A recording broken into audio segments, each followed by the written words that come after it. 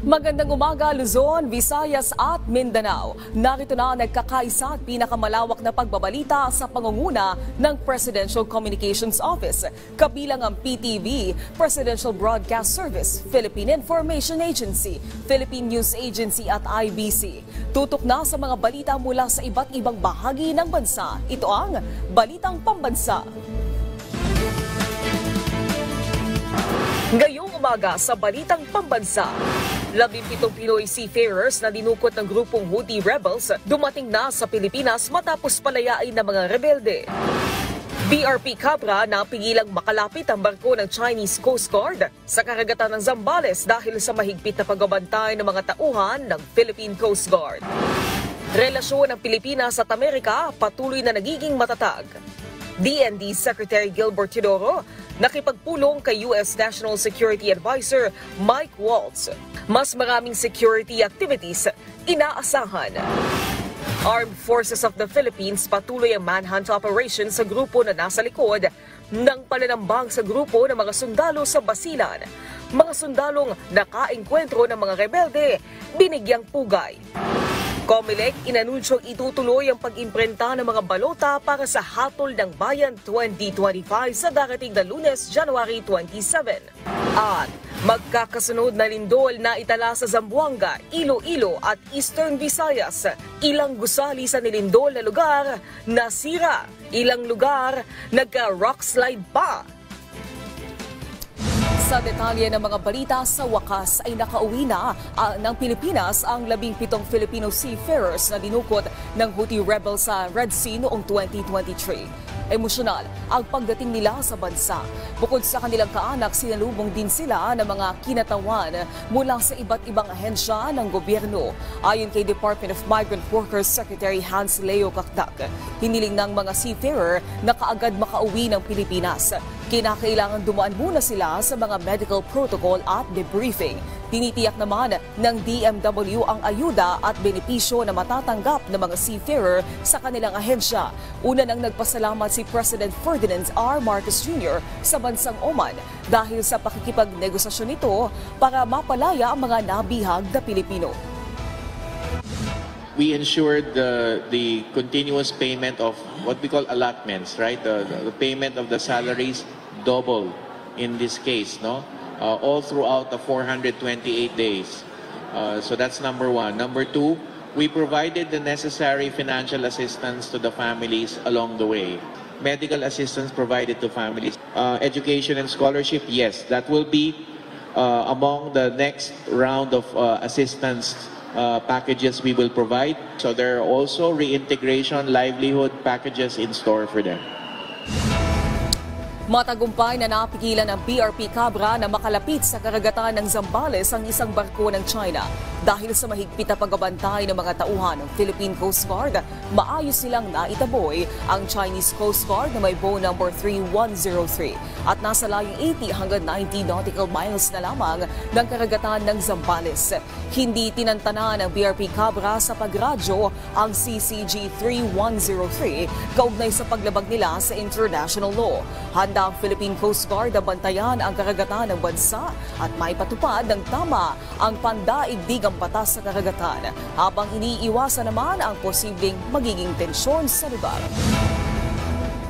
Matapos ang kaliwat ka ng batikos sa tinaguriang Anti-Teenage Pregnancy Bill, naghain ng substitute bill si Senator Risa Hontiveros kasabay ang kanyang tugon sa puna ng mga kapwa-senador sa panukala.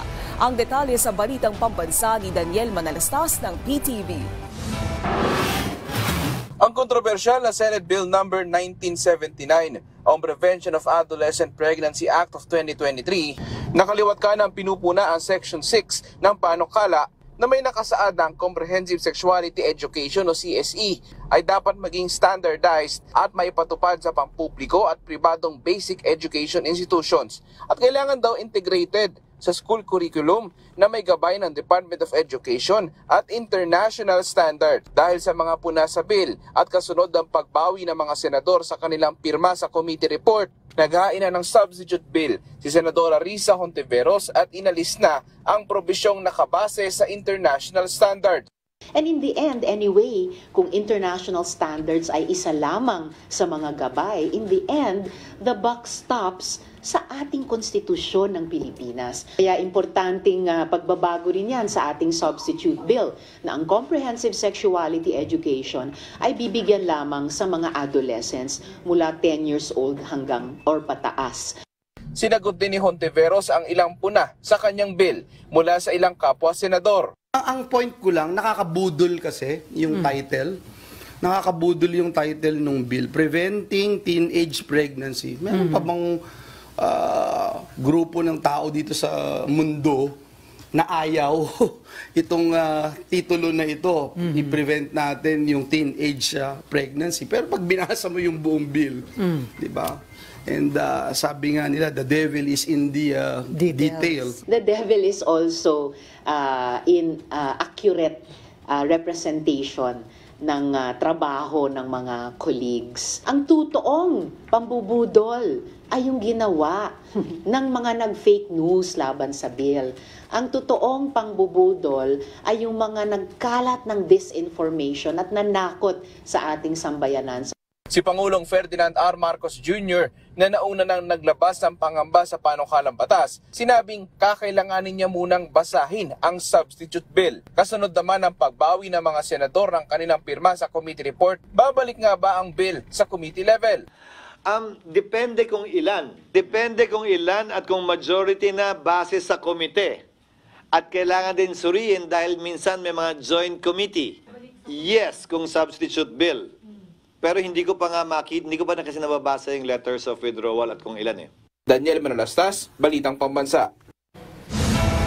Kinilala ni Pangulong Ferdinand R. Marcos Jr. ang mga tulong ng Asian Development Bank sa pangunguna ni outgoing ADB President Masatsugu Asakawa. Sa isinagawang farewell call sa Malacanang, binigyan diin ng Pangulo ang mga hakbang ng ADB na malaki ang naging papel para sa proyektong isinusulong ng pamahalaan. Maituturing din niyang produktibo ang naging pamumuno ni Asakawa sa ADB dahil na rin sa kahandaan nitong tumugon sa pangangailangan ng Pilipinas. Iginiit din ng Pangulo na mananatiling handa ang bansa para mas palakasin pa ang ugnayan ng pamahalaan at ng ADB. Mananatili sa ADB si Asakawa hanggang sa Pebrero 23. Nagkabitak-bitak ang mga kalsada sa ilang lugar sa Liloan, Southern Leyte matapos yanigin ng magnitude 5.8 na lindol. Si Rod Lagusan ng PTV sa Balitang Pambansa.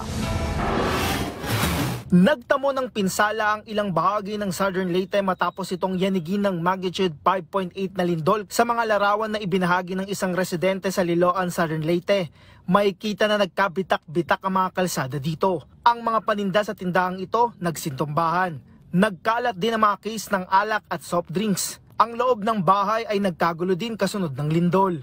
Base sa datos ng PHIVOLCS, pasado alas 7 ng umaga tumama ang lindol na may lalim na 11 kilometro. Naitala ang sentro ng lindol sa bahagi ng bayan ng San Francisco sa Southern Leyte, kung saan nasa intensity 6 ang naitalang lakas ng lindol dito. Naramdaman ng intensity 5 sa iba't ibang bayan sa lalawigan kasama na ang Ubay, Bohol. May mga buildings na crack and pati yung roads, may mga earthquake-induced landslides din. And ang gumalaw dito is an active fault west of Panaon Island. Nasa dagat. Mababaw siya, it's 11 kilometers, but imang 5.8 earthquake, hindi yan makapag-produce ng tsunami. Usually, ang tsunami natin would be around 7 and above. As of 1:30 PM ayon sa PHIVOLCS, aabot na sa 73 na aftershocks ang na-record na may lakas na magnitude 1.6 hanggang 2.9. Pero wala naman sa mga ito ang naramdaman. Bago naman magtanghali, pasado alas 11:30, tumama naman ang magnitude 5.4 na lindol sa bahagi ng Siocon, Zamboanga del Norte. Unang iniulat ng PHIVOLCS na nasa magnitude 6.1 na naturang lindol pero na-downgrade din ito matapos ang recalculation. Naitala ang intensity 5 sa Siocon, Zamboanga del Norte, Ipil, Zamboanga, Sibugay at sa City of Isabela. 43 kilometers considered as a deep earthquake yan, and ang source nito would be the Sulu Trench. When we say intensity 5, medyo malakas-lakas yan. Intensity 5 is considered as strong and generally felt by most people indoors and outdoors. And yung mga hanging objects would swing violently. As of 1:30 PM, nakapagtala naman ng 2 aftershock dito kung saan pinakamalakas na dito ang magnitude 2.1. Mula sa PTV Manila, Rod Lagusad, para sa Balitang Pambansa. Nagsasagawa na ng assessment sa nangyaring lindol ang Southern Leyte Provincial Disaster Risk Reduction and Management Office.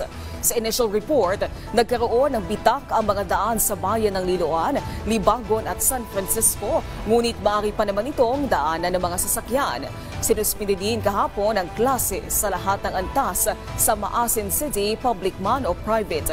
Ayon kay Southern Leyte PDRMO Communications Officer George Venasio sa Malca, naghihintay pa sila ng report sa ibang bayan hinggil sa class suspension. Magugunitang diyanig ng magnitude 5.8 na lindol ang lalawigan kahapon ng umaga. Ang sentro ng lindol na may lalim na 14 na kilometro ay naitala sa bayan ng San Francisco. Marcos administration target ang mas mataas na growth trajectory sa 2025. Inflation at poverty incidence pabababain pa ngayong taon. Si Alvin Baltazar na Radyo Pilipinas sa Balitang Pambansa.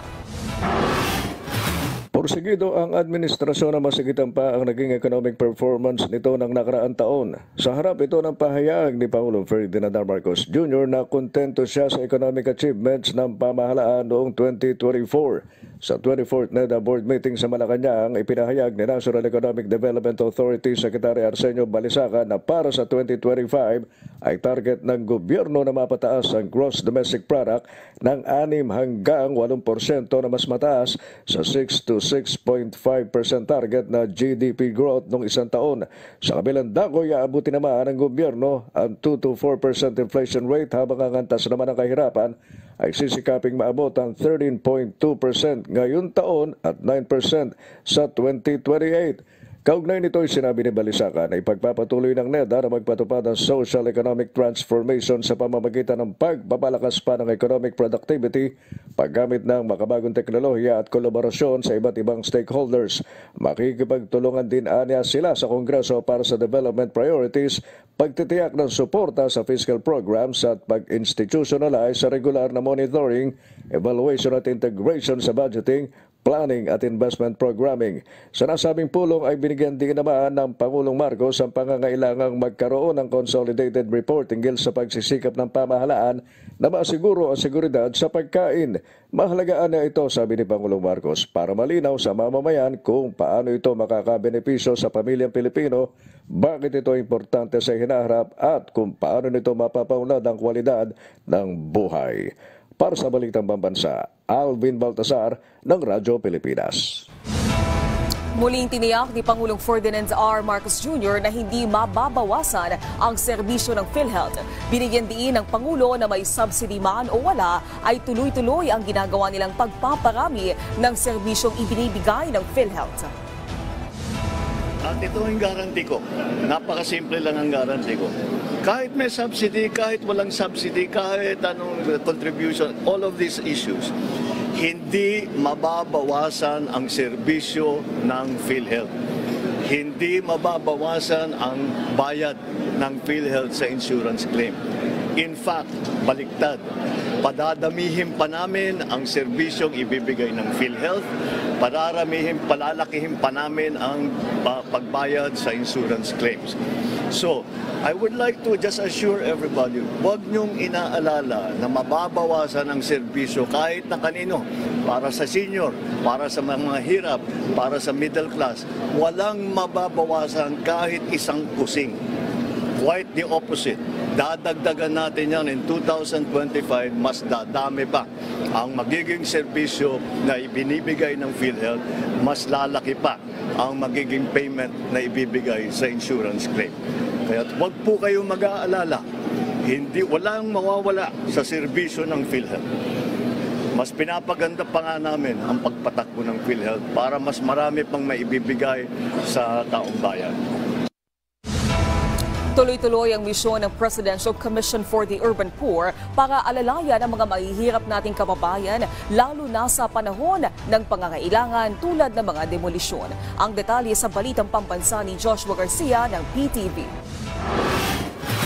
Puspusan ng Presidential Commission for the Urban Poor sa pagpapalawig ng kanilang mga programa para matulungan ang lahat ng mga nangangailangan. Sa programang Bagong Pilipinas ngayon, ibinahagi ng PCUP ang kahalagahan ng kanilang papel pagdating sa pagpapaabot ng serbisyo sa mga urban poor. Paliwanag ng PCUP Chairperson Attorney Maynard Sabili, malaki ang naitutulong ng pagiging miyembro ng kanilang ahensya. Katulad na lamang sa usapin ng demolisyon sa mga informal settlers kung saan ang PCUP ang namamagitan at tinitiyak na magiging maayos at protektado ang bawat karapatang pantao. Before we give clearance, we have a demolition conference. And during the demolition conference, nandun po ang sheriff, nandun po ang local government unit, nandun po ang DILG, at sila po ikausap namin upang sa gayon, ano ba ang karapatan ng mga informal settlers na talagang may order na.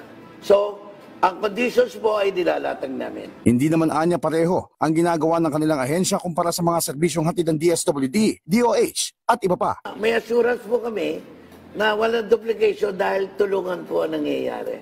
Parang tulong-tulong, ang ano nila, yung kanilang departamento ay nakakasiguro sila na-implement dahil magkatulong ho kami talagang tutok sa pagtulong. Ilan pa sa ipinagmalaki ng ahensya ay ang kanilang social preparation sa mga apektado ng mga proyektong infrastruktura. Tinitiyak din ng PCUP na makatatanggap ang mga ito ng pangkabuhayan na nasa mahigit 700,000 pamilya ang makikinabang. Alinsunod na rin sa utos si Pangulong Ferdinand R. Marcos Jr. Ngayong taon ay patuloy na tututukan ng PCUP ang mga serbisyo ng iba't ibang ahensya para masiguro makakarating ang tulong sa mga tunay na nangangailangan. Mula PTV, Joshua Garcia para sa Balitang Pambansa. Mula sa Philippine News Agency, handa nang ipakalat sa iba't ibang lugar sa bansa ang 15 mobile kitchen ng Department of Social Welfare and Development. Ayon kay Special Assistant to the Secretary for Disaster Response Management Group and Concurrent Officer in Charge ng National Resource and Logistics Management Bureau, Leo Quintilla, ang mobile kitchen ay tugon ng DSWD sa mga hamong dala ng mga kalamidad sa bansa. Layon lang aniya ng mobile kitchen na maibigay ang pangangailangan ng mga residenteng naapektuhan ng bagyo at lindol. Ang mga mobile kitchen ay na-deliver na sa mga National Resource Operations Center ng DSWD sa Pasay City at isinailalim na sa inspeksyon. Kabilang sa mga gamit ng 4x4 6-wheeler truck na mobile kitchen ay generator, freezer, tabletop oven, 4 na malalaking gas burner stove, steel water tank, mga gamit sa kusina, lababo at iba pa. Mula pa rin sa PNA, muling naurong ang pag-imprenta ng COMELEC ng mga balota para sa 2025 midterm elections. Paliwanag ni COMELEC Chair George Erwin Garcia, kailangan nilang baguhin ang petsa ng pag-imprenta ng mga balota dahil nag-withdraw na ng kanyang kandidatura si Francis Leo Marcos. Dahil sa pag-withdraw ni Marcos, kailangan ng COMELEC ng 3 araw para i-update ang kanilang database at palitan uli ang balota. Nakatakda sanang mag-imprenta ng mga balota ang COMELEC ngayong araw January 24, subalit iniurong na lamang ito sa January 27. Una nang itinigil ng COMELEC ang pag-imprenta ng mga balota matapos maglabas ng desisyon ng Supreme Court pabor sa mga na-disqualify na nuisance candidates. Nagsagawa ng Community-Based Disaster Risk Reduction and Management Training of Trainers sa Northern Luzon. Layunin nito na mapaigting ang kahandaan ng lahat sa mga sakuna at kalamidad. May balitang pambansa si Jude Pitpita na Radyo Pilipinas Lawag. Ipinadala ng mga kinauukulang ahensya ng pamahalaan sa Northern Luzon ang kanilang mga emergency equipment at rescue assets dito sa Centennial Arena sa Laoag City, Ilocos Norte. Pero ang mga kagamitan na yan ay para lamang sa Agent for Risk and Damage Management o Agreed Exhibit 2025. Bahagi yan ng Community-Based Disaster Risk Reduction and Management Training of Trainers ng Office of the Assistant Secretary for Northern Luzon, katuwang ang Office of the Civil Defense. Dito sinanay ang mga tagasanay sa disaster response and risk management. There's a multiplying effect because the trainers can train even more. So we're looking at if they will do their own workshops is 1,800. We will have 72,000 safety officers, first responders, and trainers in the future. Lubos naman ang pasasalamat ng mga partisipanta sa isinagawang training ng OCD. Malaking tulong anila ang nasabing pagsasanay, lalong-lalo na sa mga flood-prone area. Meron kaming hands-on, may theoretical and everything. At yun ang kailangan namin i-apply ngayon. We've been doing it since how many years. Pero with this training, tinuruan kami kung paano mo i-monitor, which is very important. Hindi lang ginagawa yung plano, kailangan i-monitor mo kung paano o effective ba yung plano ng mga barangay. Dahil sa Agridam training, tiwala ang pamahalaan na lalakas pa ang kahandaan at kaalaman ng mga resident sa Northern Luzon sa mga sakuna at kalamidad. Mula PBS Radyo Pilipinas Lawag, Jude Pitpitan para sa Balita Pambansa. Nanawagan si 101st Infantry Brigade Commander Brigadier General Alvin Luzon sa liderato ng Moro Islamic Liberation Front na gumawa ng agarang aksyon laban sa kanilang mga miyembro na sangkot sa pag-atake sa tropa ng militar sa Sumisip, Basilan. Kaugnay niyan, kinundina din ng Office of the Presidential Advisor on Peace, Reconciliation and Unity Secretary Carlito Galvez Jr. ang ginawang pag-atake ng grupo na aniyay naglalayong sirain ang kapayapaang natatamasa na ngayon sa Basilan. Dagdag ni Galvez, dapat imbestigahan ng MILF ang insidente at panagutin ang mga sangkot. Sa kaugnay na balitang yan, binigyang pugay at ginawaran ng medalya ni Armed Forces of the Philippines Chief of Staff General Romeo Browner ang mga sundalong nasugatan sa pananambang sa Basilan. Ito'y dahil sa pinamalas nilang katapangan at kabayanihan. Sa kanyang pagbisita sa Western Mindanao Command, pinuri ni Browner ang mga sundalo sa kanilang dedikasyon at serbisyo. Tiniyak din niya sa kanilang kaanak ang buong suporta ng AFP, kabilang na dyan ang pag-access sa pinakamahusay na medical care and assistance para mapabilis ang kanilang paggaling. Muli namang binigyan diin ni Browner ang commitment ng AFP sa pagsusulong ng normalization program sa rehiyon na layong tugunan ang ugat ng kaguluhan sa rehiyon. Mula pa rin sa Philippine News Agency, kinondena rin ng United Nations ang pag-atake sa mga sundalo sa Sumisip, Basilan noong Miyerkules. Nagpaabot din ng pakikiramay sa pamilya ng mga nasawing sundalo si UN Philippines President Coordinator Gustavo Gonzales. Dilinaw din ni Gonzales na mananatili at ipagpapatuloy nila ang paghahatid ng kapayapaan at iba pang programa sa Bangsamoro Autonomous Region in Muslim Mindanao sa kabila ng nangyaring karahasan. Magugunitang inatake na armadong grupo ang sasakyan ng mga sundalo na nag-escort sa mga tauhan ng United Nations Development Program sa Barangay Lower Kabingbing sa Sumisip. Sinunog din nila ang truck ng mga sundalo. 2 sundalo ang nasawi sa insidente. Plano ng Department of Agriculture na makipag-alyansa sa mga malalaking retail company upang luwawak pa ang mga abot-kayang presyo ng mga bigas sa bansa. Nakipagpulong na rin si Agriculture Secretary Francisco Chu Laurel Jr. sa mga kinatawan ng supermarket, grocery at convenience store at tinalakay nila na magkakaroon ng murang bigas sa kanilang lugar. Ayon kay Laurel, ito lang ang tamang solusyon upang maging matatag ang presyo ng bigas at kaya itong bilihin ng mga Pilipino. Kinokonsidera ni Laurel ang 3,200 retail outlets sa buong bansa, kasama na mga malalaking mall at mga supermarket.